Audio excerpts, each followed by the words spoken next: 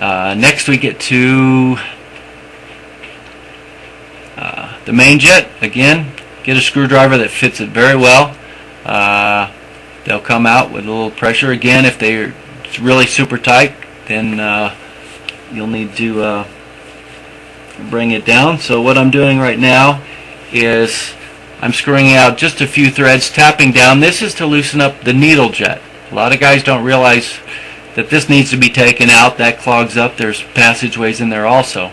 So I screw it out a little ways, tap it down, screw it away, tap it down.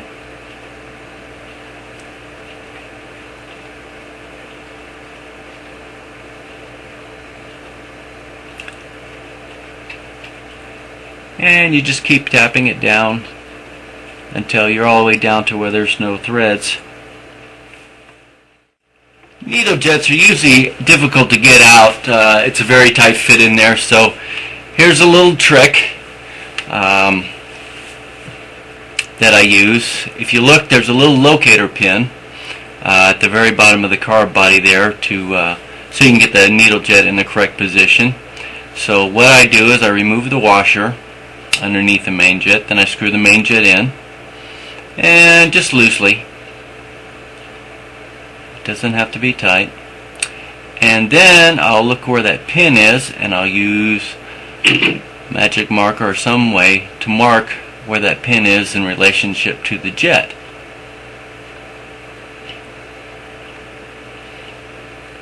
This way you can get the needle jet out without damaging the housing or the needle jet, because again it's soft brass. So I'll remove the jet and use an old jet if you have one around. If you're replacing jets, use one of those. Now I've taken that jet and I took it to a grinder and I ground a flat on the jet, basically down to where the threaded area is. Don't get into the threads, but now this jet, it's a tool now. It has a flat area on the side there. So now you screw that back into the needle jet.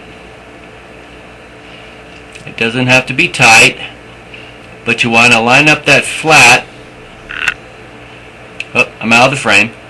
Line up that flat with the locator pin. So now you can take a screwdriver and bang on that jet, and it will push through, and it won't damage the needle jet or the housing. Because if you try to do it any other way, you'll damage the needle jet. Now as you can see, the needle jet came out. Now once the needle jet's loose, go ahead and unscrew the main jet, and you can drop that out. And needle jets are pretty tight in there, so it'll take a little bit of wiggling. You can do it through the front and the back of the carb, sometime through the top. Depends on how much corrosion, but it's a machine fit, so it's a very tight fit. So you just have to work it a little bit. Just be very careful.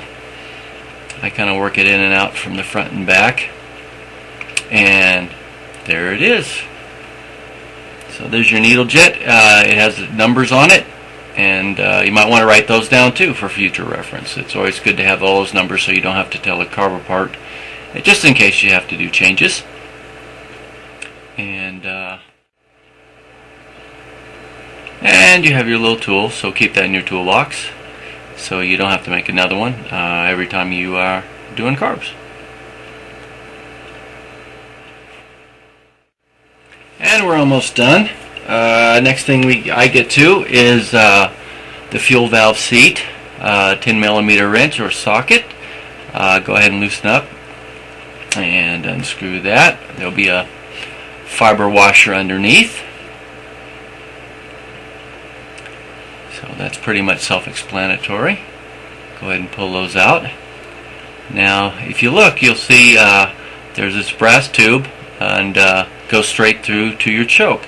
The choke is a flood type choke, so whenever you open the choke, basically it just pulls straight fuel straight from the float bowl. So you don't want to leave your choke on too long, because it's very easy to flood out your motor, because a lot of fuel can flow through there when you're kicking the motor over. And now we remove the fuel bowl gasket. You can either remove the clamp or not. It's really not necessary, but that's up to you. And finally we get to the air screw. That is a screw that lets in the amount of air to mix in with your the fuel from your pilot jet. So that's pretty important in the tuning, and you'll find that in Maxwell's site or Dale's site. Pop the air screw out. Sometimes the spring doesn't want to come out, so you can take a small screwdriver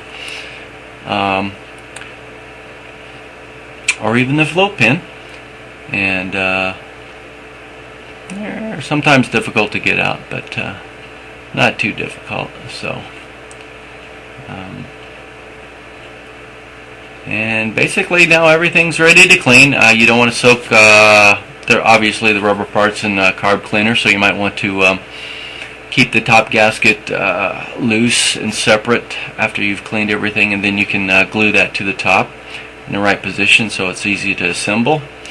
And here I am basically just kind of putting everything in order, so you can kind of see where everything's at. And that's the disassembly.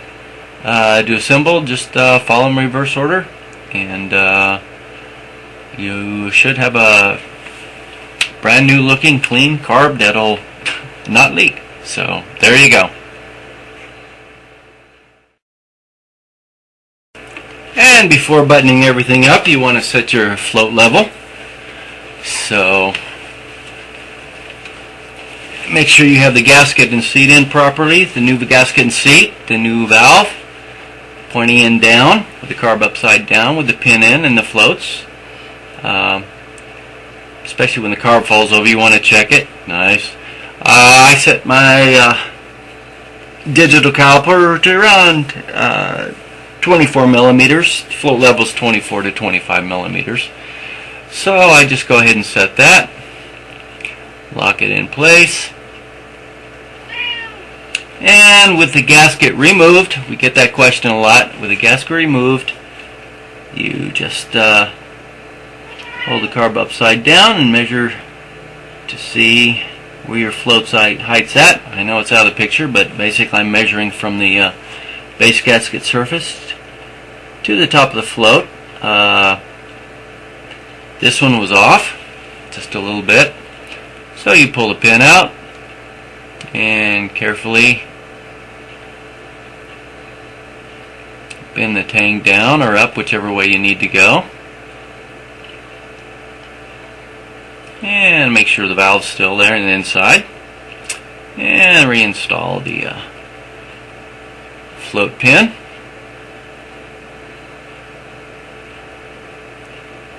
And remeasure.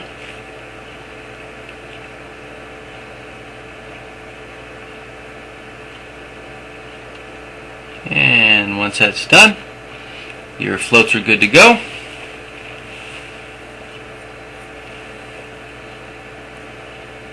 And you can finish reassembling the carb.